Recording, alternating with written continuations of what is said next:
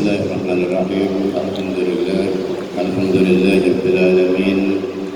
Wassalatu wassalamu ala asyrafil anbiya wal mursalin sayyidina wa habibina wa syafi'ina wa qurrati a'yunina Muhammadin abil qasimil amin wa ala alihi wa sahbihi ajma'in.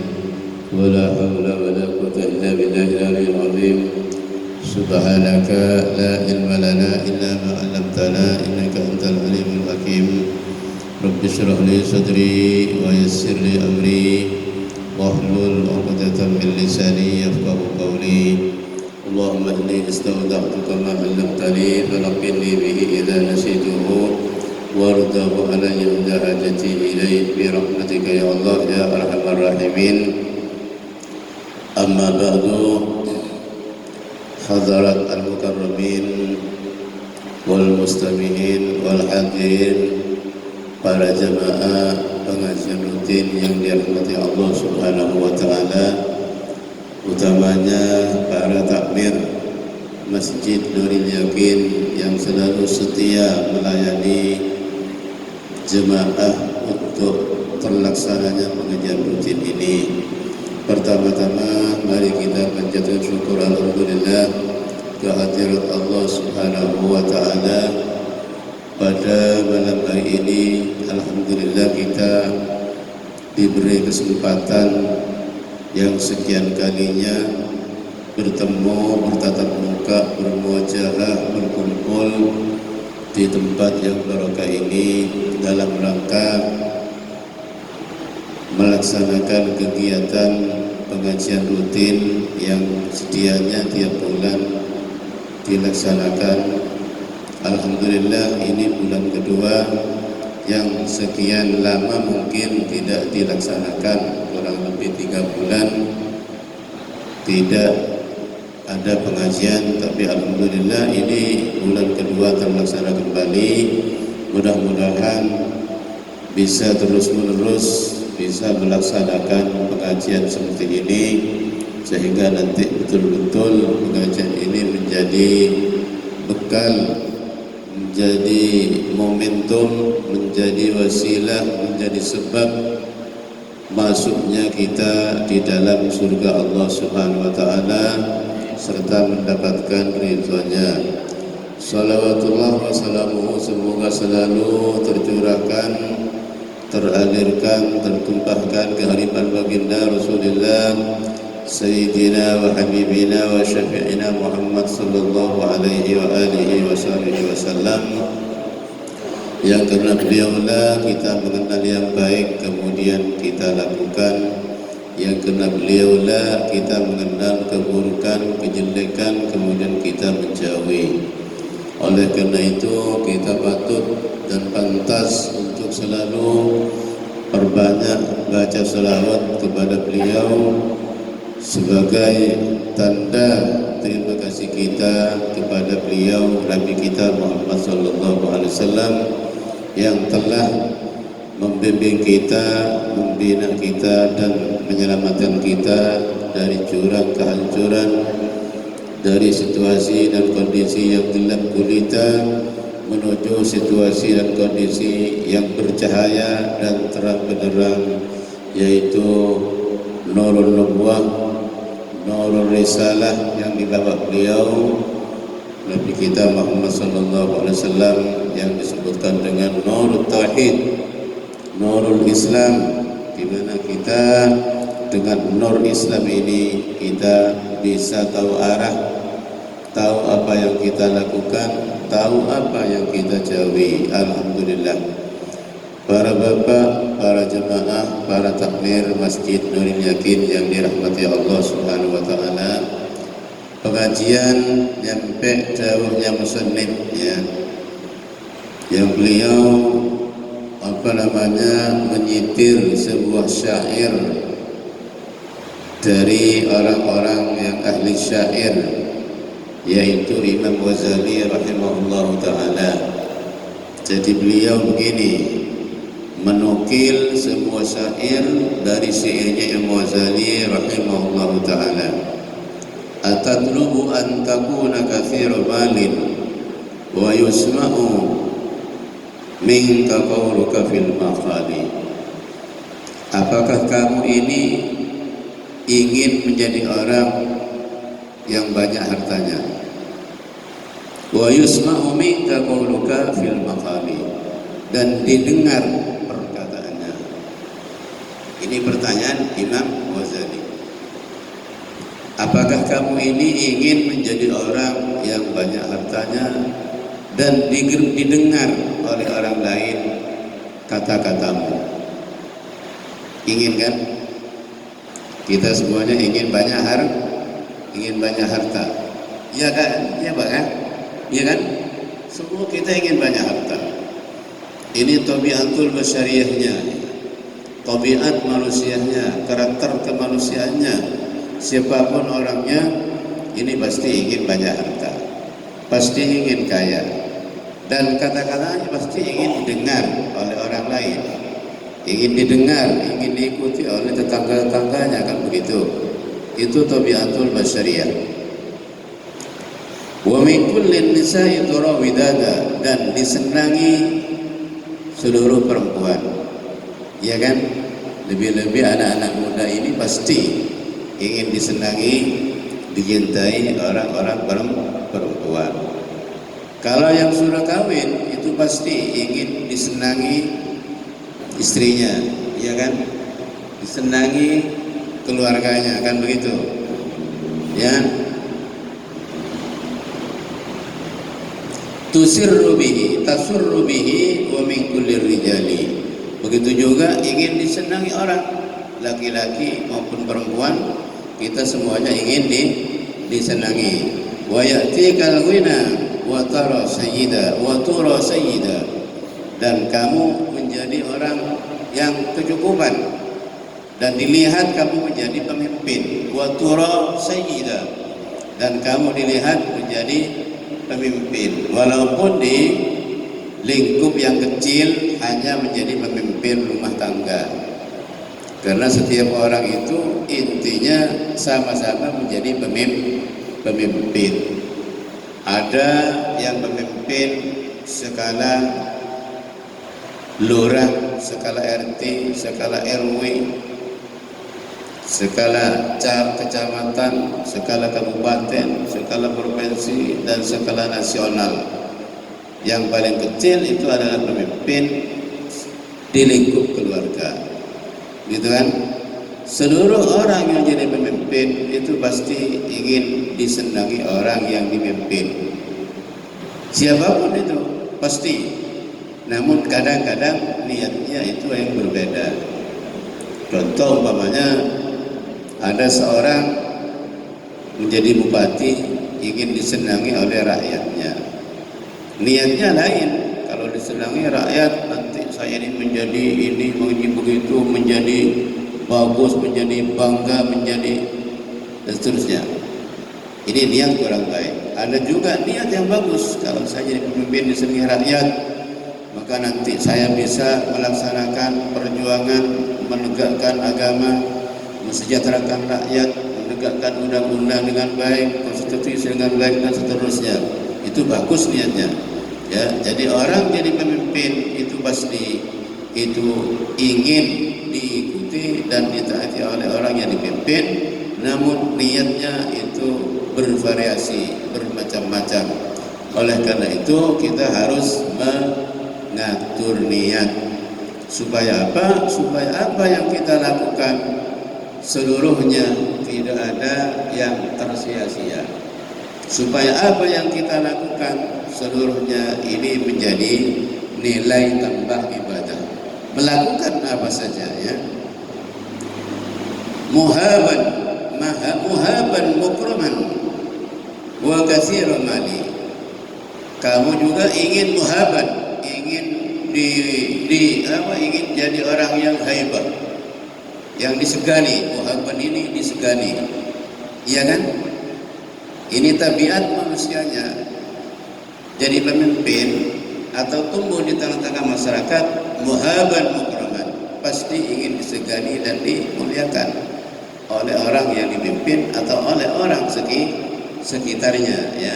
Wa katsira malin, di samping itu juga ingin banyak harta. wa katsirun manin. Tak gendeng ya, tak bodoh orang yang begini ini. Ingin disegani, ingin dimuliakan, ingin hartanya banyak. Ini kata Imam Ghazali begitu. Ini tabiat manusia begitu. Karakter manusia aslinya seperti itu. Kalau kamu kata Imam Ghazali ingin seperti itu, ingin mulia di mata Allah, ingin mulia di mata manusia, ingin disegani, ingin disanjung, ingin disenangi oleh perempuan, disenangi siapapun, dan hartanya banyak, apa kata Imam Ghazali? Fakul ya hayyu ya qayyum alfan mukammalan ala marril layali. Maka kamu setiap malam itu wiridannya apa? Ya hayyu ya qayyum 1000 kali. Tiap malam pada apa? Ya hayyu ya qayyum 1000 kali. Artinya apa? Artinya ini ya hayyu ya qayyum 1000 kali ini faedahnya tadi itu bisa banyak harta dengan syarat usaha, berupaya, jangan berpegangan di rumah, harus berusaha, berikhtiar yang nantinya bisa barokah. Ikhtiarnya itu bisa barokah, bisa menyebabkan menghasilkan sesuatu yang barokah dan banyak, dan ingin didengar ucapannya, ingin didengar nasihatnya, dan juga ingin dicintai perempuan, baik perempuannya sendiri maupun perempuan yang lain. Masa lancar.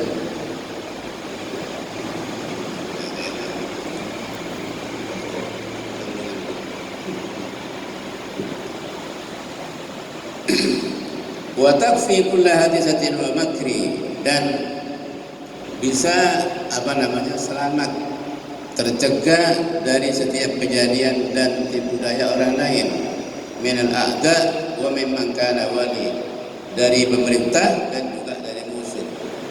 Jadi faedahnya tadi diantaranya ya hayyu qayyum 1000 ini banyak faedahnya, banyak sekali.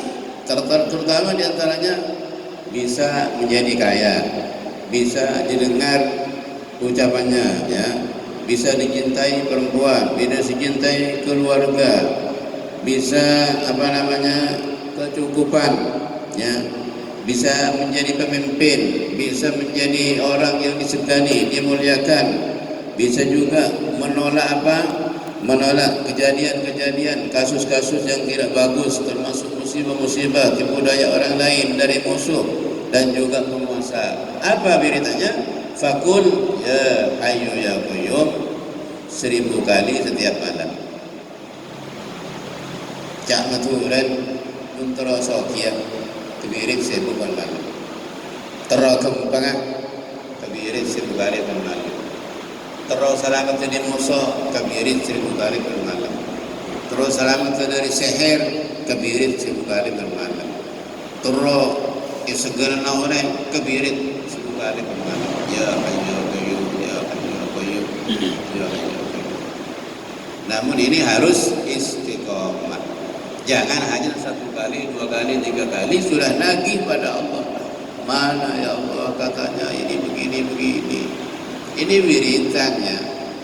Kita harus memahami wiritan ini atau bacaan atau doa ini sama prosesnya dengan orang menanam tumbuh-tumbuhan, menanam padi dan seterusnya. Masa nanam sekarang, nanam tadi pagi, 5 hari lagi sudah mau dipanen? Kan enggak kan? Ada proses itu ya, ada proses. Doa begitu. Jadi ada doa yang memang umurnya, ijabahnya itu agak cepat ada. Sama dengan tanaman. Ada tanaman yang mungkin umur 1 bulan sudah bisa dipanen, seperti sayur-sayuran. Mungkin tidak sampai 1 bulan, 1 minggu mungkin sudah bisa dipanen ya kalau sayur-sayuran ya. Tapi kalau semacam padi itu harus 3 bulan paling sedikit. Kalau jagung juga 3 bulan, ketela juga mungkin 2 bulan sudah bisa, macam-macam. Begitu juga doa. Sesingkat-singkatnya doa ini mungkin bisa juga hasilnya doa sekarang mungkin besok sudah ada hasilnya. Namun jarang. Yang biasa itu doa sekarang baru nanti hasilnya mungkin berbulan-bulan baru dapat dirasakan.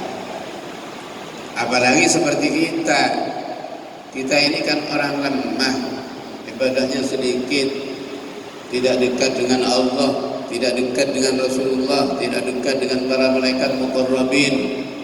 Nabi Musa saja yang sudah dekat dengan Allah, seorang nabi dan seorang rasul, ketakwaannya terjamin, sudah dekatnya dengan Allah terjamin, dengan mereka terjamin, tapi mendoakan Fir'aun supaya hancur orangnya dan bala tenteranya plus harta-hartanya semuanya supaya hancur. Ini baru dikabul, baru diijabahi oleh Allah, baru diterima setelah berapa? Setelah 40 tahun. Setelah 40 tahun. Oleh karena itu, kalau kita ini wiridan, baca doa, baca wiridan, baca hizib, baca asma, jangan salah niat. Kalau orang salah niat, ini biasanya tidak terus. Sebentar, 2 bulan, 1 bulan baca, tidak dikasih, berhenti. Tapi kalau niatnya bagus, niatnya baik, udah seterusnya sampai mati. Ya. Karena apa? Orang doa itu ibadah, Pak. Ad-du'a mukhul ibadah. Kata Nabi, ad-du'a'u mukhul ibadati. Doa itu, wiridan itu, munajat itu adalah sum-sum ibadat. Ibarat manusia, kalau sum-sumnya tidak ada, nggak bisa jalan. Coba sampean betisnya itu sum-sumnya diambil, atau kosong sum-sumnya tidak ada, lumpuh sampean tidak bisa jalan. Begitu juga ibadah. Ibadah ini kalau doanya tidak ada, maka ibadah itu tidak berkualitas. Kualitasnya kurang. Oleh karena itu, sholat itu hampir seluruhnya mengandung doa. Ya. Makanya kalau kita ingin tenang, tentram, kondusif, rezekinya mudah, gampang, barokah, tidak ngoyo-ngoyo, ya sholatnya diperbaiki. Kuncinya di sholat. Kalau orang itu sholatnya bagus, sholatnya baik, sholatnya diterima Allah Subhanahu Wa Taala, pasti membawa efek positif. Pasti positif efeknya. Kalau sholatnya bagus, makanya kuncinya manusia itu di sholat itu. Makanya kita harus setiap waktu, setiap detik berusaha bagaimana sholat kita ini menjadi baik, sholat kita ini menjadi bagus, sholat kita ini menjadi diterima Allah Subhanahu Wa Taala. Itu harus.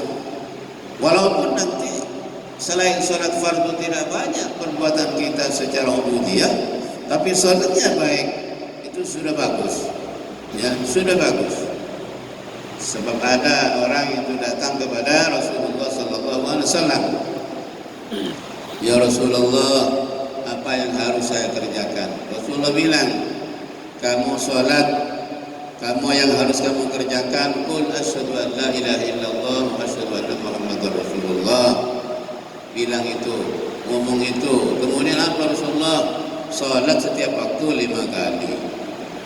Sholat setiap waktu 5 kali. Kemudian apa lagi? Sudah, jangan nyakiti orang lain, jangan mengganggu orang lain. Kemudian apa lagi? Ya zakat, sholat, haji. Itu. Jadi Rasulullah bilang kepada beliau, wajib-wajibnya saja yang dilakukan dengan baik, dengan bagus. Maka dia bersumpah, wallahi la af'alanna, demi Allah akan saya kerjakan semua ini. Apa kata Rasulullah? Wallahi, kata Rasulullah, qad aflaha in sadaqa. In sadaqa, dia benar-benar beruntung kalau dia benar dalam perkataannya. Artinya apa? Artinya orang tadi itu yang datang kepada Rasulullah walaupun hanya melakukan wajib-wajibnya saja, tidak melakukan sunnah-sunnah, tapi dilakukan dengan baik, itu sudah bagus. Namun kita ini kan tidak begitu. Coba kita introspeksi diri secara internal lebih dalam. Dari tadi pagi, kira-kira sholat subuh kita baik apa enggak? Dari tadi pagi kita bangun subuh, sholat subuh kita sudah baik apa belum? Coba dikontrol. Yang tahu sampean, kalau sholat kita tadi baik, itu tentunya mengikuti ketentuan-ketentuan Allah Subhanahu wa taala yang sudah digariskan oleh Nabi dan dijelaskan oleh para ulama-ulama kita. Coba dikontrol tadi. Pertama, apakah sholat kita tadi sudah dilakukan dengan bersucinya itu sempurna, wudhunya sempurna atau tidak? Ya. Coba, wudhunya sempurna atau tidak tadi? Yang wudhu itu namanya sempurna, berkumur, basuh tangan dulu sebelum wudhu, telapak tangan dibasuh dengan bersih. Setelah itu baru kumur 3 kali, nyedot air dari hidung 3 kali, buang 3 kali. Kemudian siwak. Kalau ada siwak di kamar mandi, ada odol, itu sudah bagus, atau sikat. Setelah itu baru wudu. Muka 3 kali, tangan 3 kali, kaki 3 kali, mengusap kepala 3 kali, telinga juga 3 kali. Dan digosok setiap anggota wudu ini. Dengan tangan digosok. Takhlil lihat ini semuanya. Masuk kaki semuanya. Itu baru wudunya sempurna. Itu satu. Terus yang kedua, sholat itu dilakukan di awal waktu. Jadi kalau subuh tadi bangun sudah mungkin 15 menit setelah azan, itu masih awal waktu. Ini pertanyaan untuk kita semuanya. Apakah kita sudah melakukan itu tadi? Begitu kan? Kemudian yang ketiga, kita melakukan sholat sunnah, qabliyah atau ba'diyah. Kalau subuh jelas qabliyah, ba'diyahnya tidak ada. Yang ada hanya qabliyah, sebelum subuh saja. Setelah subuh tidak ada sholat sunnah. Jadi saya akan bacakan pada subuh, saya akan bacakan bacaan sunnah. Kok bacaan sunnah pada subuh akan bacakan? Salatul fajr haram. La sholata ba'da subhi hatta tartafi'a asy-syamsu. Hatta tatlu'a asy-syamsu wa tartafi'a, kata Nabi. Tidak ada sholat sunat setelah sholat fardu subuh sampai terbit matahari dan tinggi masuk waktu duha. Tidak ada sholat sunat. Pertanyaannya, kalau orang sholat fardu boleh sholat fardu, bahkan harus. Contohnya begini, ada orang enteng sholatnya, kemudian sudah azan, tidak mau bangun dia, ambil selimut, ditarik, langsung asapok terus begitu, sehingga bangunnya kesiangan.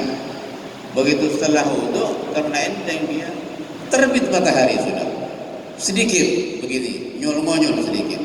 Pertanyaannya, apakah nunggu setelah terbit matahari selesai sampai tinggi atau langsung sholat? Langsung sholat saja, langsung sholat, tidak usah nunggu kalau sholat fardu itu. Karena apa? Karena orang yang meninggalkan sholat fardu tanpa udzur, makin diulur itu makin banyak dosanya. Ya, makin banyak dosanya. Jadi jangan diulur-ulur. Kalau sholat fardu jangan diulur-ulur. Jadi walaupun waktu makruh, waktu haram, waktu terlarang, tetap harus dilaksanakan. Karena makin diulur, makin diundur, ini makin besar dosanya. Makanya kalau orang punya utang sholat, ini jangan sampai janji-janji tak boleh nanti, tak boleh besok, tak boleh lusa, jangan. Begitu ingat dia punya hutang sholat, langsung saja dilakukan. Jangan apa namanya, mengulur-ulur waktu. Karena kalau waktu itu makin diulur, makin diundur, maka dosanya makin besar, Pak. Ya. Kata Nabi SAW, man nasiya sholata fal yusalliha idza dzakaraha.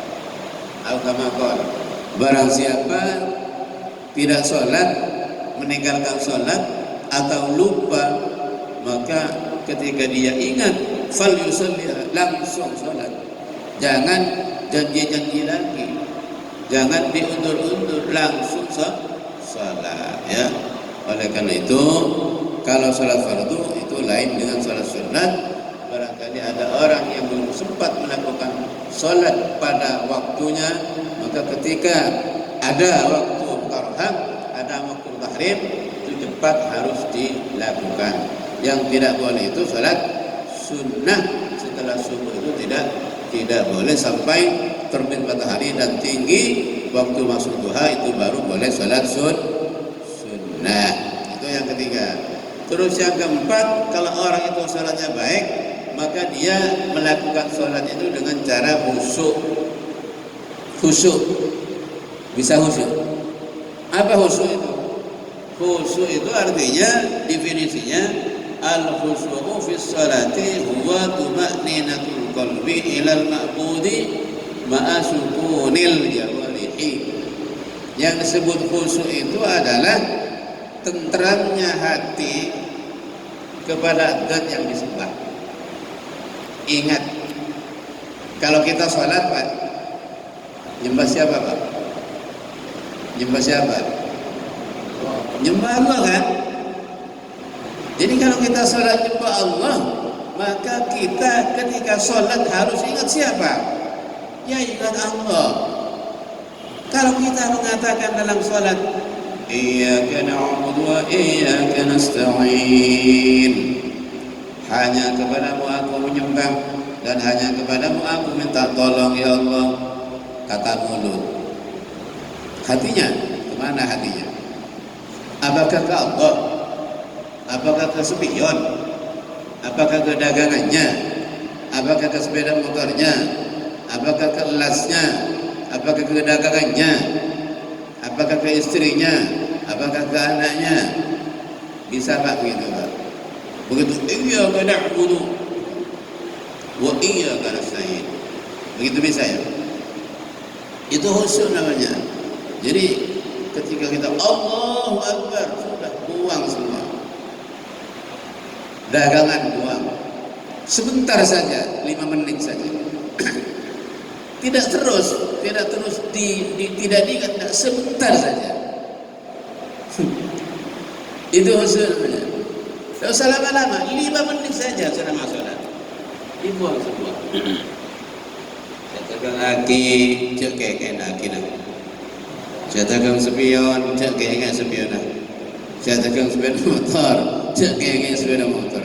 Saya tegang es, cek kayak es. Saya tegang bintang, cek kayak bintang, kalau buang. Fokus, ingat kata Allah Subhanahu wa Ta'ala. Ini kayaknya mana khusyuk. Betul tak boleh masuk sukunil jawari, beserta diamnya badan, tidak bergerak kecuali dengan gerakan yang memang diperintah oleh Allah Subhanahu wa Ta'ala. Tuh. Sementara nanti Abu aja sholat garuk-garuk gini, tak boleh. Kalau garuk sampai 3 kali bergerak ini terus-terusan, batal sholat. Ada cara ingin tidak batal, ada. Bagaimana caranya kayak gini? Ini gatal, tak bisa dihindari. Angkat sedikit. Ini. Dah batal. Kalau begini. Ya. Tapi kalau begini batal. Bah. Jadi yang tidak batal itu kalau gerakan anggota badan yang ringan, biar beberapa kali tidak batal, dengan catatan tidak bermain-main, ya, bukan dimain-mainkan begitu ya. Satu contoh umpamanya bibir ini kan termasuk anggota badan ringan, kan bergerak terus kalau baca itu Bismillahirrahmanirrahim, batal itu. Kemudian termasuk ringan itu lidah bergerak begini, kalau baca batal. Kalau anggota badan disebut sakil, berat, kalau bergerak 3 kali terus-menerus itu batal. Tangan, kaki, sikut, kepala, meringankan kayak mereka baca, kepala baca meringankan dong, batal. Ya batal. Kadang-kadang imam batal itu. Bisa jadi tak ada sama makmum lagi itu. Tidak ada yang makmum, ya. Karena yang namanya kepala ini udhun saqil, anggota badan yang berat, kalau digerakkan 3 kali terus bisa batal sholatnya. Ya, tidak usah ukur. Bani mana udah cerak, boker, itu mana udah cerak.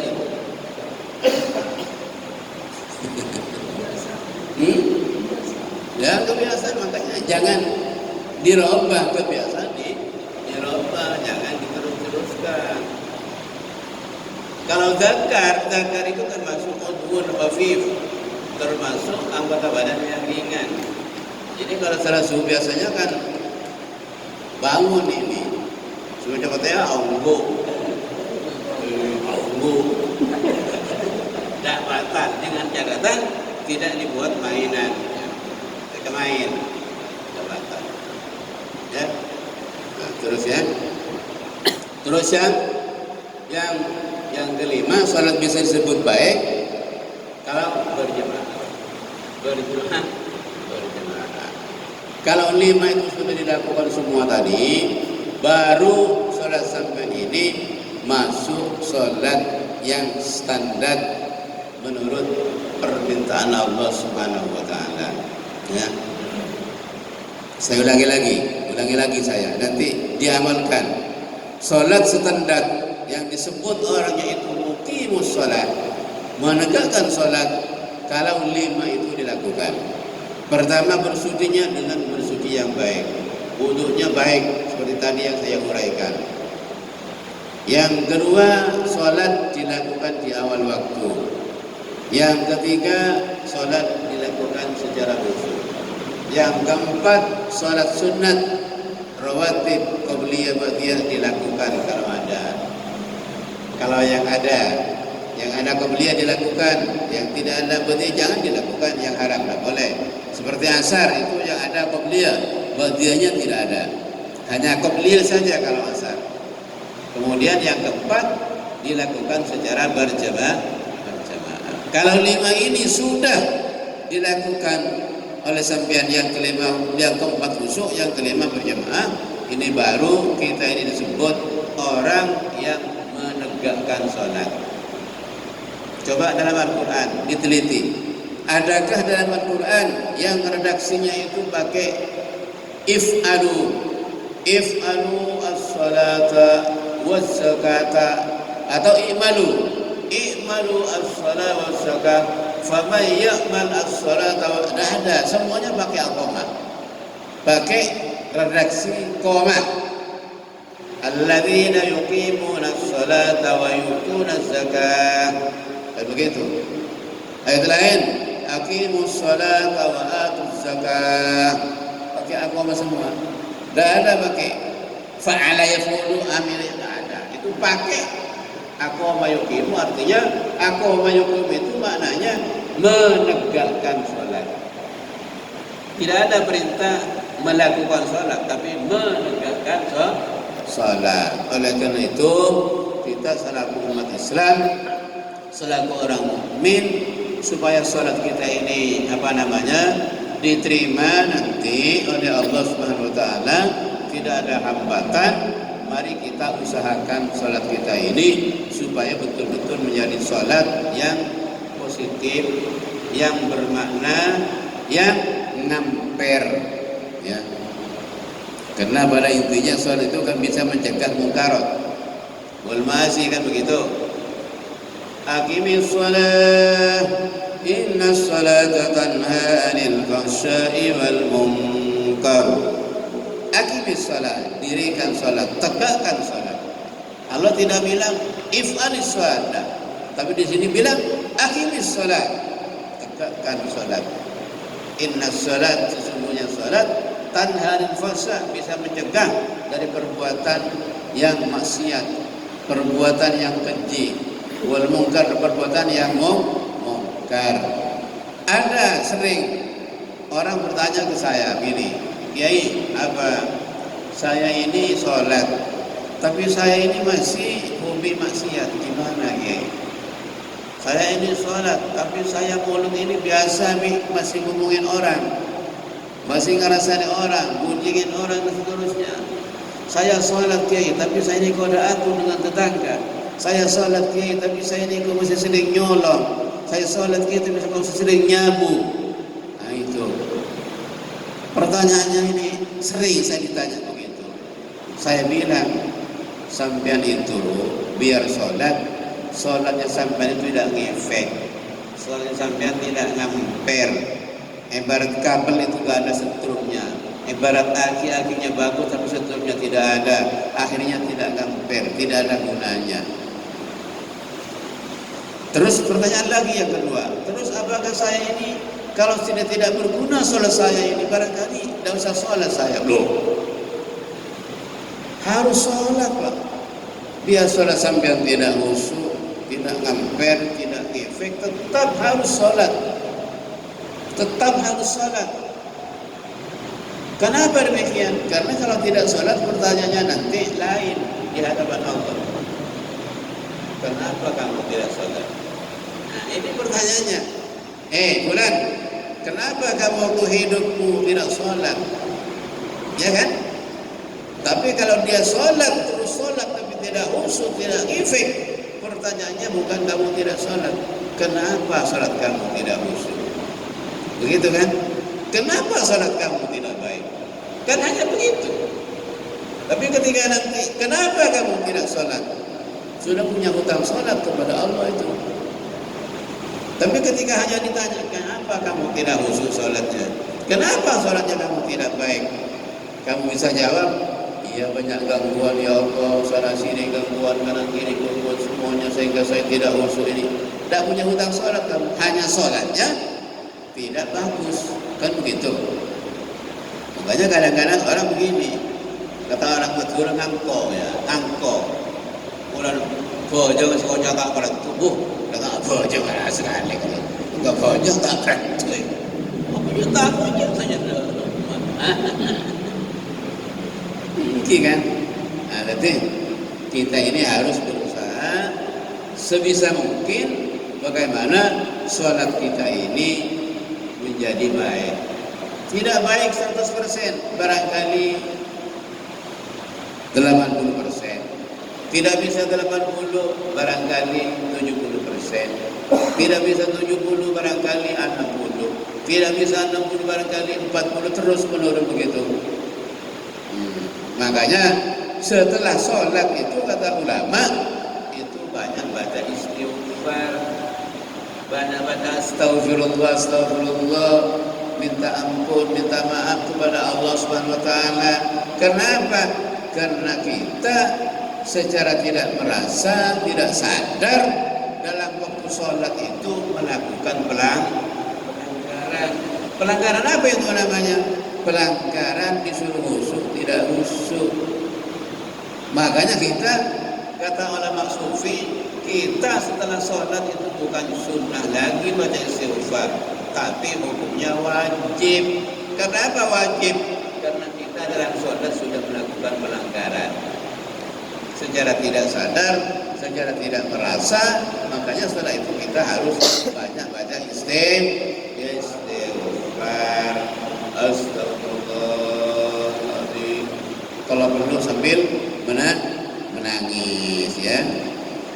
Kembali lagi ke tadi, Faqul ya hayyu ya qayyum. Jadi ya hayyu ya qayyum ini adalah senjata pamungkas untuk secara singkatnya kesejahteraan manusia di dunia dan akhirat setelah melakukan kewajiban-kewajiban dan fardu-fardunya. Paham nggih? Dadi sampeyan mun tero jembarah, tero bejreh, tero senengah, tero andiya mahabbah ka Allah Subhanahu wa taala ban kemanusiaan. Nika bukan amirin ya hayyu ya qayyum berubah semalam saya buka lek. Ya hayyu ya qayyum ya hayyu ya qayyum saya buka lek. Sekejap nih kemarin tak kira habis.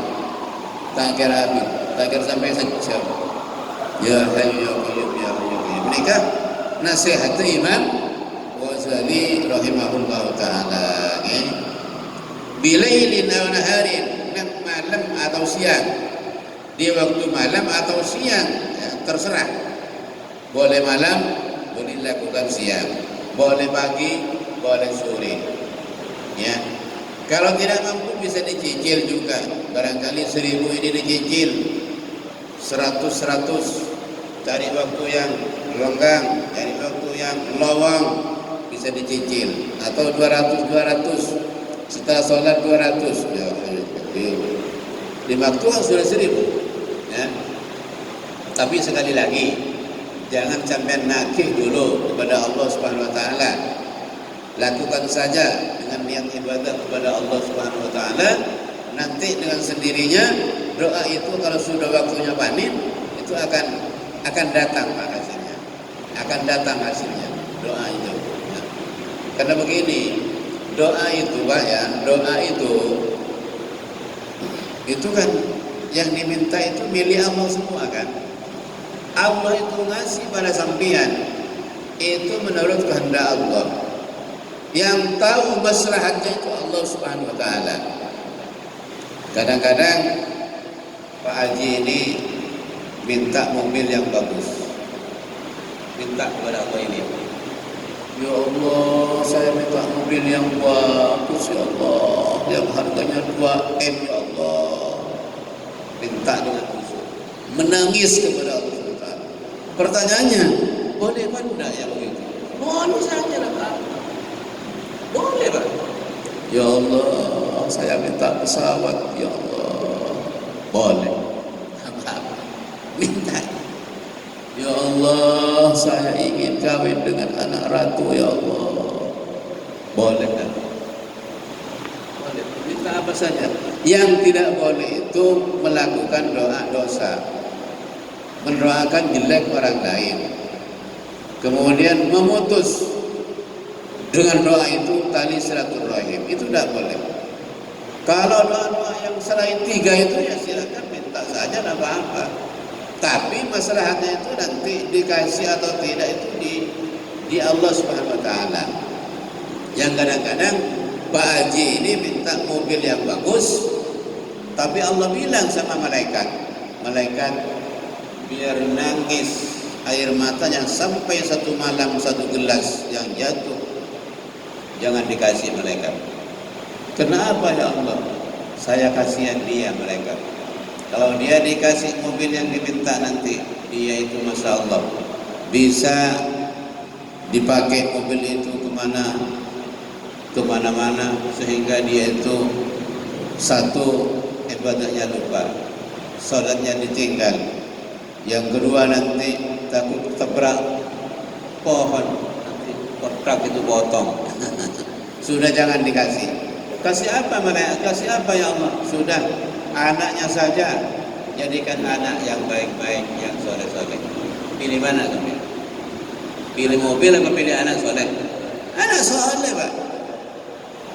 Kalau ini dikasih mobil, kalau itu malaikat dikasih mobil bagus-bagus, bahkan bukan hanya 1 tapi 3, sementara anaknya dablek-dablek, melar-melar, pelenggar itu nanti. Habis mobilnya, habis bapaknya, habis ibunya, kena todong semuanya. Kenapa? Karena anaknya yang 3 itu belengar-belengar, semuanya nyambung, mobilnya dijual, habis uangnya, bapaknya dibunuh, ibunya juga dibunuh, disembelih. Kan begitu. Bahaya kan? Nah, makanya kalau kita berdoa kepada Allah, tidak cepat dikasih, jangan berhenti, terus berdoa. Ya, nanti di akhirat itu nanti, ketika sampean di dunia ini kurang berdoanya, di akhirat nanti tetangga-tetangga sampean banyak berdoa, bukunya dikasih stambuknya, tapi sampean kosong dari doa, tetangga-tangganya bagus, sampean menyesal nanti, menyesal nanti sampean. Makanya kita harus banyak berdoa, ya, banyak berdoa, jangan pernah kita tinggalkan doa. Doa itu adalah sesuatu perbuatan ibadah yang secara otomatis menunjukkan bahwa kita ini betul-betul mengaku dan berikrar kita ini betul-betul butuh kepada Allah Subhanahu wa taala. Kita ini betul-betul butuh kepada Allah Subhanahu wa taala. Oleh karena kita butuh, maka kita berdoa kepada Allah Subhanahu wa taala, dan itu diperintah, ud'uni astajib lakum. Berdoalah kalian kepadaku, aku akan beri apa yang kamu minta, kata Allah Subhanahu wa taala. Pasti itu. Oleh karena itu, Nabi itu doanya banyak sekali. Doa Nabi itu banyak sekali. Sehingga setiap gerakan itu ada doanya kalau Nabi itu. Mau pakai baju ada doanya, mau pakai sandal ada doanya, mau pakai kopiah ada doanya, mau masuk WC ada doanya, keluar dari WC ada doanya, mau kawin ada doanya, mau kumpul sama istri ada doanya, mau makan ada doanya, mau minum ada doanya, mau seluruh ada doanya. Tidak ada kegiatan Nabi itu selama hidupnya tidak ada doanya. Makanya kalau sampean ingin tahu semua doa-doa Nabi itu, bacalah kitab Al-Adhkar An-Nawawi. Bacalah kitab Al-Adhkarun Nawawi, di situ banyak semua. Sampai mau perang ada doanya, mau akeket kata orang Madura ada doanya, mau nampar musuh ada doanya, mau angkat pedang, mau pegang leher musuh ada doanya. Semua ada doanya. Oleh karena itu jangan pernah kita tinggalkan doa. Makanya Nabi itu di perang Badar itu Nabi Muhammad SAW itu menang karena doa. Ya. Kenapa begitu? Ya, karena dalam perang Badar itu Nabi perang itu 1 lawan 3. 1 orang Islam, 3 orang kafir. Karena jumlah orang Islam pada waktu itu di perang Badar hanya 313.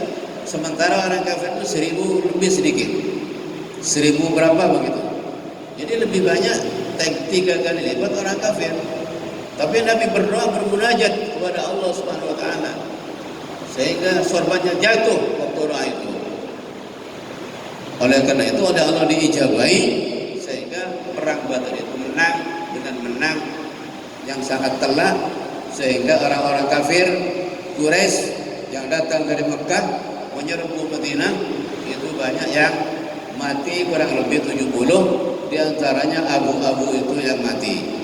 Abu Jahal, Abu Lahab, Abu ini, Abu itu, Abu Talon, Abu Tanian, Abu Tomang, semuanya mati di perang Badar itu. Kemudian yang ditawan itu 70 orang itu perang Badar itu. Terus yang melari, senjatanya ditinggal, kudanya ditinggal, tombaknya ditinggal, pedangnya ditinggal, diambil oleh orang Islam, dianggap sebagai ghanimah, harta rampasan untuk kekuatan Islam. Jadi tentara Islam semenjak perang Badar itu mulai tumbuh kekuatannya, mulai nampak kekuatannya di perang Badar itu. Modalnya apa? Modal yang satu iman, yang kedua doa kepada Allah Subhanahu wa taala. Iya. Oleh karena itu, kalau sekarang umat Islam berdoa tapi belum turun pertolongan dari Allah SWT, mungkin doanya kurang apa ya, kurang mantap, kurang ikhlas, kurang kuat, kurang sungguhan begitu. Doanya hanya di mulut saja, tidak tembus ke hati. Ya, kalau Nabi doa itu menangis, Pak. Menangis doa itu. Kalau Nabi doa menangis. Sampai kalau doa menangis, ya, menangis kepada Allah SWT. Nangis, Pak. Kalau sampai nangis, Pak, kepada Allah karena takut dan karena senang kepada Allah, maka air mata yang jatuh itu diambil oleh malaikat, disimpan itu, Pak. Nanti menjadi pemadam api neraka yang mau sampean, yang mau nyerang sampean. Neraka itu dipadamkan oleh air mata itu. Makanya nangis karena takut kepada Allah itu sangat-sangat berharga. Bukan nangis karena tidak dapat bagian bansos. Ya, bukan. Tapi nangis karena bukan nangis karena takut COVID. Bukan, tapi karena takut kepada Allah Subhanahu wa taala. Demikian yang bisa saya sampaikan. Terus dulu ya. Bilailin aw naharin inna fi ma asaltu ilaihi wa rakhisun kulla ghali. Kata Imam Ghazali, baca tiap malam, sungguhnya sesuatu yang saya berikan, yang saya isyarat pada zaman itu adalah memudahkan setiap sesuatu yang mahal. Murakhisun kulla ghali, memudah barang selarang. Falazim ma dzakartu wala tada'hu, maka tetap kamu lakukan apa yang saya sebut, jangan kamu tinggalkan, kata Imam Ghazali. Ya Hayyu ya Qayyum itu fafihi tabluur rutabul awali. Disitulah nanti kamu akan dapat derajat yang tinggi. Wal maqalatul hadiyah wal arba'un. Tutup sampai di sini dulu. Kekurangannya bisa ditambah dengan pertanyaan. Itu kan hampir 1 jam. 1 jam kurang 10 menit ya. 1 jam kurang 10 menit. Karena kalau pengajian lebih dari 1 jam itu biasanya tidak bagus ya. Tidak apa? Tidak bagus. Agak geriak biasanya. Apalagi tadi ini sudah capek, lesu, cari uang, cari duit. Tadi sudah 1 hari penuh ya di jalanan, di pasar. Banyak sekarang masih ngaji. Mudah-mudahan dagangan sampean semuanya bisa barokah. Besok bisa untungnya banyak, labanya banyak, bisa jadi orang sukses, orang yang kaya. Tapi kayanya kaya bagus, bukan kaya tidak bagus. Orang yang kaya tapi tidak bagus itu kekayaannya disimpan terus ya. Disimpan kalau sampai ingin hartanya bertambah, pelampe ke orang miskin, pelampe ke orang fakir, pelampe ke masjid, pelampe itu bagus. Nas Quran itu kan, nas Quran. Fa'amma, bagaimana kata Al-Quran? Amma wa amma man wa amma man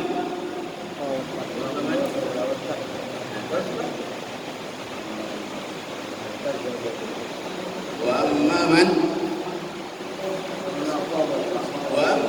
khafa wattaqa wa saddaqa bil husna fasayassiru lil yusra. Wa amma man khafa, adapun orang yang takut kepada Allah. Wattaqa ya. Wattaqa, takut kepada Allah.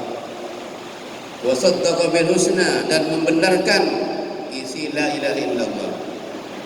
Fasayassiru lil yusra, maka akan saya mudahkan untuk mendapat yang mudah. Akan saya mudahkan untuk mendapat sesuatu yang mudah. Cak maturan mun orang tidak takut kepada Allah Ta'ala. Abu neraka ada istilah la ilaha illallah maka bengkok ipakembang. Tapi sebaliknya wa amma man bayastawna wa kadzdzaba bil husna fasal yassiruhu lil usra. Sebaliknya adapun orang yang bakhil itu kata orang Madura cerai atau cereke.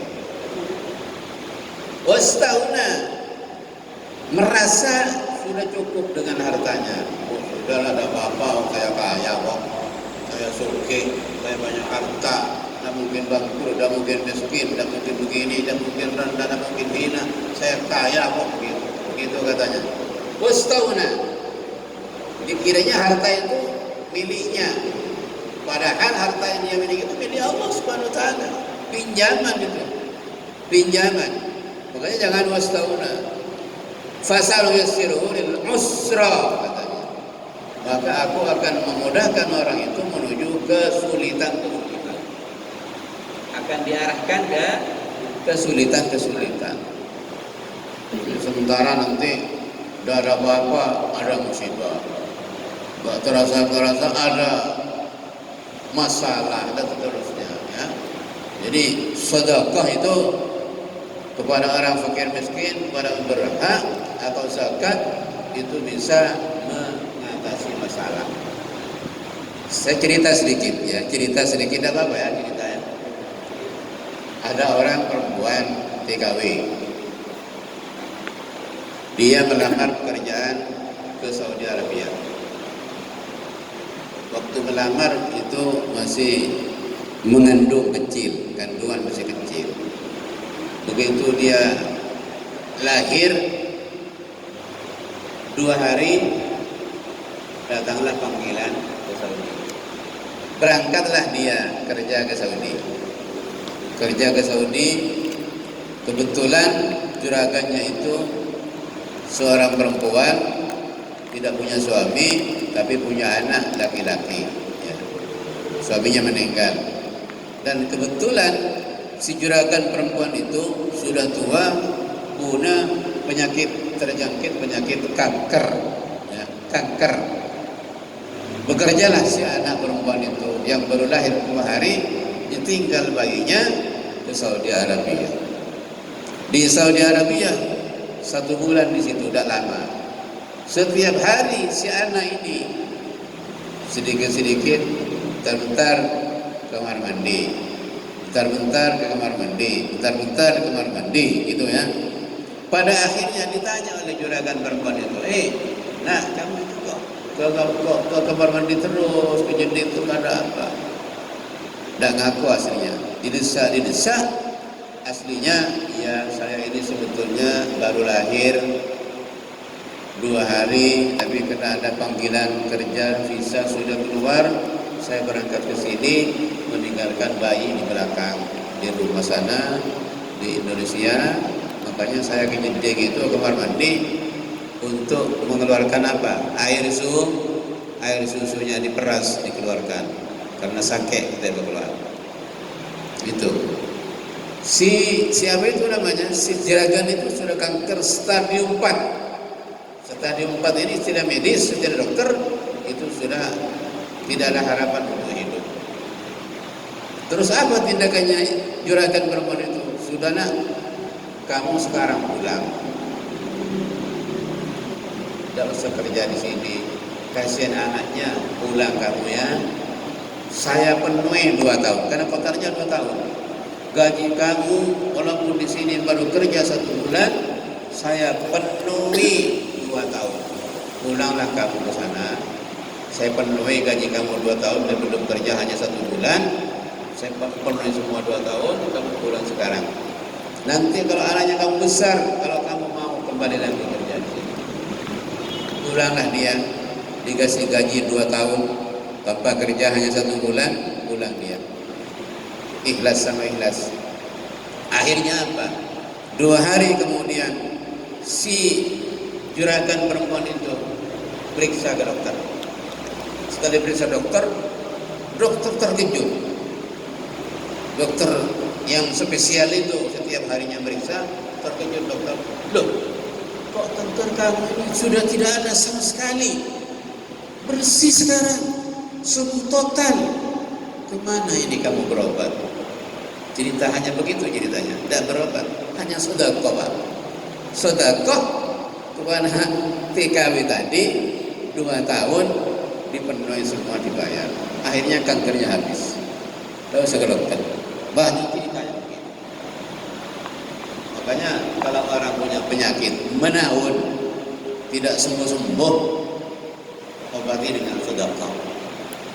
Ya, jangan sedikit, yang banyak dong. 2 tahun tadi berapa itu dibayar semua? Tokohnya hanya 10.000, 100.000 ingin sembuh. Hah? Iya. Makanya Nabi bersabda, ada hadisnya, "Dawu amradakum bis sadaqati." Obati penyakit-penyakit kalian itu dengan sedekah. Obati penyakit kalian itu dengan sedekah. Ya, dengan sedekah. Yang yang tidak mampu ya semampunya lah. Berapa ada orang pengemis, jangan ditolak, kasih walaupun 1.000, walaupun 2.000. Kadang-kadang yang 1.000 itu nilainya lebih baik daripada 10.000. Dan memang kampungnya hanya 1.000 umpamanya, tapi ikhlasnya bukan main di sini. Itu nilainya lebih baik daripada 10. Ada itu banyak hadisnya itu yang menjelaskan. Jadi kadang-kadang yang sedikit itu nilainya lebih baik daripada yang banyak, karena keikhlasan dan kemampuan sesuai dengan ini. Demikian 1 jam penuh sudah pas, 1 jam. Yang bisa ditambah dengan pertanyaan-pertanyaan. Dipersilahkan.